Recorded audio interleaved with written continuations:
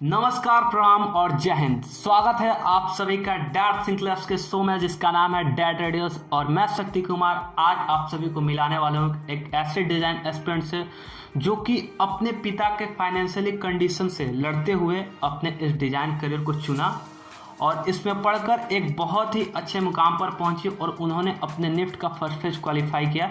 तो आइए जानते हैं उन्होंने किस तरह से इस फाइनेंशियली कंडीशन से लड़ते हुए अपने डिजाइन करियर को यात्रा को सफल किया। तो चलिए मिलते हैं उनसे।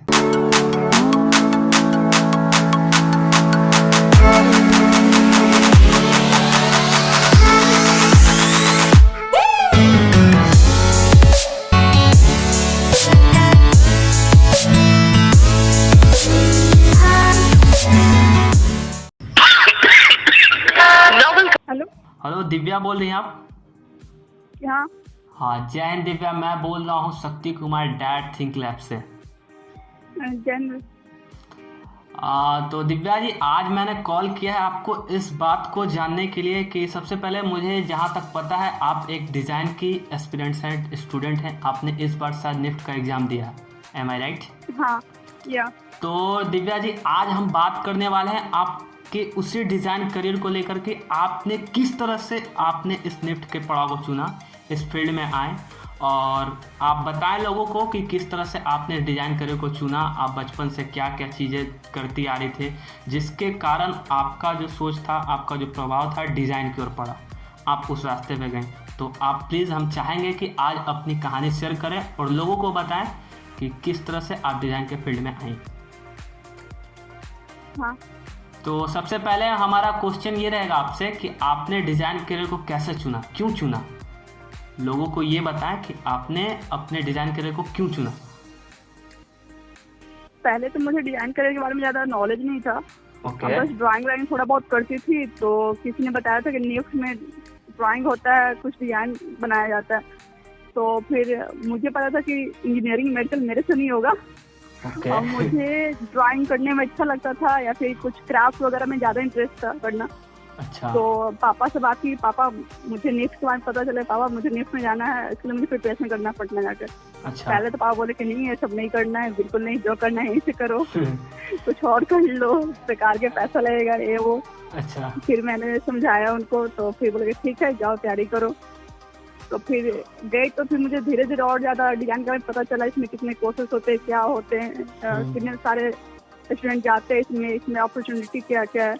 तो मुझे फिर वहाँ गई तो मुझे वीडियो देखी थी डैट थिंक लैब का। अच्छा। फिर वहाँ पे गई तो मुझे सब फर्स्ट वीडियो देखा, जैसे मैंने सोचा था कभी कि मैं भी जब बड़ी हो जाऊंगी निफ्ट में जाऊंगी तो हाँ। ऐसा वीडियो बनाऊंगी जिसमें बच्चे लोग अच्छे से समझ जाए, हिंदी इंग्लिश, मतलब जहाँ अपने भावनाओं को अच्छे से रख सके, अपने पॉइंट को अच्छे से रख सके। यहाँ पे जो सर पढ़ाए थे बहुत अच्छा लगा। तो फिर मैंने पता किया, तो पता चला थैंक पटना में ये। और फिर वहाँ पे तो आपने मतलब ये जो सारे निफ्ट की जो प्रिपरेशन की वो ऑनलाइन पढ़ा आपने डैट थिंक लैब्स के चैनल से? नहीं, पहले तो मैंने ऑनलाइन 2-3 वीडियो देखे। अच्छा, फिर कहाँ देखा चला आपने? ये सब यूट्यूब पर। अच्छा, यूट्यूब पे। मतलब आप डैट थिंक लैब्स के वीडियोस देखते थे या कहीं और? नहीं, पहले तो मैं ऐसे सर्च करती थी, लेकिन मुझे वैसे कुछ ऐसा वीडियो नहीं लगा जो मुझे पसंद है। अच्छा। लेकिन जब मैं डैट थिंक लैब्स की वीडियो देखी तो मुझे बहुत अच्छा लगा। मुझे कि अरे तो वो वीडियो मिल गया जैसे मैं चाहती थी, या फिर मैं खुद कभी बनाना चाहती थी ऐसा वीडियो। तो फिर मुझे बहुत अच्छा लगा वो। तो और फिर मुझे दिव्या पता जी, चला कि ये पटना का ही है। अच्छा, पटना में। तो मतलब डिज़ाइन करियर में आने को आपको कभी आपके लाइफ में ऐसा प्रॉब्लम आया जो आपको डिज़ाइन करियर में जाने से रोकती थी, या ऐसा आपके लाइफ का कोई इंसिडेंट जो आपको ऐसा प्रॉब्लम क्रिएट किया हो जो आपको डिज़ाइन करियर में जाने से रोकता था? ऐसा कोई इंसिडेंट है जो आप लोगों के सामने शेयर करना चाहेंगी? पैसा इंस्टेंट तो बस वही है कि पापा को प्रॉब्लम थी कि पैसे इसमें ज्यादा लग जाते, उतना पैसा हो नहीं पाएगा। फाइनेंशियली प्रॉब्लम थी। और हमारे 3 भाई बहन हम लोग, तो पापा बोले कि सबको कर पाना पॉसिबल नहीं होगा। तो बस फाइनेंशियल प्रॉब्लम की वजह से पापा इसके लिए एग्री नहीं करते थे। फिर तो इस तरह उनको फिर मनाना पड़ा। तो इस बार आपने नेट की प्रिपरेशन की थी? हाँ। तो इस बार आपने नेट का एग्ज़ाम दिया? हाँ। तो क्या रहा आपका रिजल्ट इस बार? जैसा कि मैं जानता हूँ नेट का एग्ज़ाम तो हो चुका है, हाँ। तो आपका रिजल्ट आया? इसमें हाँ आ गया। ओके, बहुत बहुत कॉन्ग्रेचुलेसन है आपको। और हम कामना करते हैं कि आपका सेकंड फेज भी क्लियर हो। तो अब आपका आगे का क्या प्लान है? मतलब जब आपका फर्स्ट फेज हो गया तो आपने आगे के लिए कुछ तो सोचा होगा।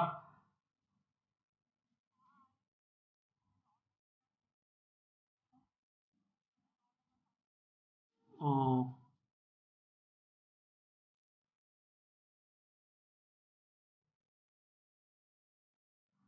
ओके। नहीं तो जहाँ तक मुझे पता है डैट थिंक क्लास की तरफ से या हम लोगों ने जो दे रहे हैं, जो बच्चों को सर्विस प्रोवाइड कर रहे हैं, तो आप ऑनलाइन चाहे तो हमारे पोर्टल पे, जैसा कि आपने खुद बताया कि स्टार्टिंग में भी आपने ही ऑनलाइन ही रह के पढ़ाई की, बाद में आपको पता चला कि हमारा मेन सेंटर पटना में, आप वहाँ आई और यहाँ से आपने जो भी प्रिपरेशन किया।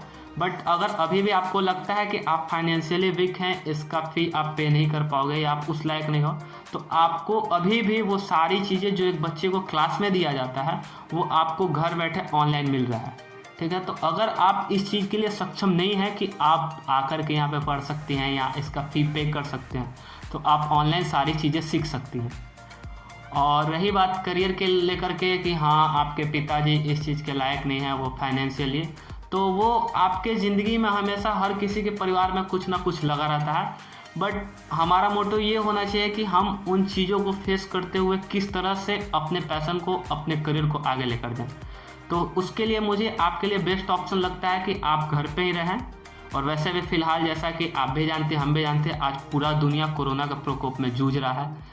आप वैसे भी हमारे क्लासरूम्स बंद है, सारे क्लासरूम डिज़ाइन कोचिंग सेंटर वगैरह जो भी हैं बाहर में बंद है, और हमारा रिसर्च सेंटर भी बंद है। तो आप आने के लिए सक्षम ना हो पाएंगे और ना हम लोग बुला सकेंगे। तो हम चाहेंगे कि हमारा पोर्टल से ऑनलाइन आप चीज़ें पढ़ें, उस तरह से आप यहाँ आने से भी बच सकती हैं और आपका जो फाइनेंशियली प्रॉब्लम है वो भी दूर हो जाएगा।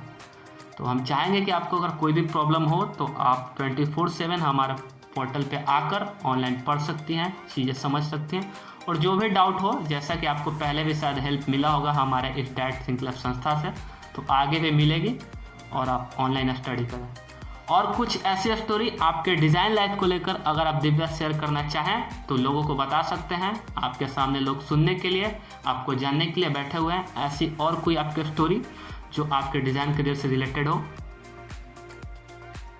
नहीं, ऐसे तो फिर नहीं है, फिर सब कुछ सॉल्व हो गया। अभी बस वही थोड़ा चल रहा है, तो मैं ऑनलाइन क्लास करूँगी। नहीं तो जैसा आपने प्रॉब्लम बताया उसके हिसाब से मैंने आपको आंसर दे दिया है। और चलिए, हम कामना करते हैं आपके एक बहुत ही अच्छे ब्राइट फ्यूचर की। हम चाहेंगे कि आप सेकंड फेज, जिस तरह से आपका फर्स्ट फेज क्लियर हुआ हो, उसी तरह से आप सेकंड फेज में भी क्वालिफाई करें, आपका सपना पूरा हो। आपके पिताजी ने जिस कड़ी मेहनत से इस फाइनेंशियल प्रॉब्लम को होते हुए उन्होंने हिम्मत दिखाई है इस डिज़ाइन के फील्ड में भेजने के लिए, और आपको यहाँ भेजा, पढ़ाया, और आप भी उस चीज़ को यूटिलाइज़ कर रही हैं। जैसा कि आपने बताया आपने फर्स्ट फेज क्लियर कर लिया है, तो हम चाहेंगे कि आप उसी तरह आगे भी ग्रो करें, आपका सेकंड फेज क्लियर हो और आप एक अच्छे डिज़ाइन स्टूडेंट बनकर निकलें। तो चलिए Divya ji, thank you so much कि आपने अपना समय दिया और अपना कुछ एक्सपीरियंस शेयर किया, इसके लिए बहुत बहुत धन्यवाद। और आगे भी हम आपसे डैड रेडियोस के शो में मिलते रहेंगे और शेयर करेंगे आपकी कुछ बातें और बताएंगे अपनी कुछ जानकारियाँ। तो चलिए ठीक है, जय हिंद। फिर मिलते हैं अगले शो में, ठीक है? ठीक। तो जैसा कि देखा आपने कि दिव्या जी ने हमें बताया कि वो किस तरह से अपने पिता के फाइनेंशियल कंडीशन से लड़ते हुए यहाँ पटना आए, डैट थिंक क्लब में आकर उन्होंने पढ़ाई की और अपने फर्स्ट फेज के एग्जामिनेशन को कंप्लीट किया और क्वालिफाई भी किया।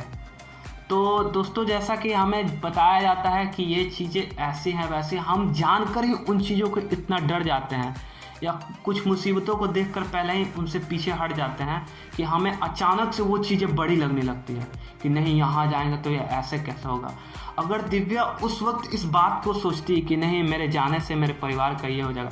देखिए, हालांकि मुसीबतें आई होंगी, प्रॉब्लम क्रिएट हुआ होगा, बट अगर वो चीज़ें आगे चलकर पूरी तरह से यूटिलाइज हो जाती है तो वो प्रॉब्लम से ही है। क्यों? क्योंकि कहीं ना कहीं उस मेहनत का फल आपने पा लिया है। वो कहीं ना कहीं वो फाइनेंशियली कंडीशन, वो प्रॉब्लम, वो परिवार का दुख आगे जाकर सफल होने वाला है। जैसा कि आपने भी जाना उनके स्टोरी से, उनके पिता ने किसी ना किसी तरह से पैसे ला करके उनको भेजा, उनको पढ़ाया, और इस बच्ची ने अपने प्रॉब्लम को, इस स्टूडेंट ने आपको दिखाया कि किस तरह से उन्होंने अपने पिता की मेहनत को बर्बाद नहीं किया और अपना करियर बनाया निफ्ट के इस फील्ड में।